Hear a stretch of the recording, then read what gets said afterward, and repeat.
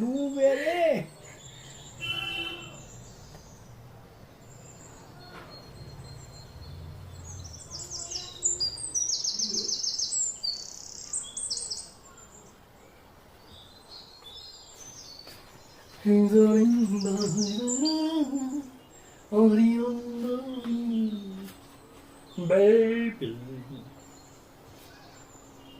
আমার মতে এই যে কটা ওটা চন্দ্রমল্লিকা বলতো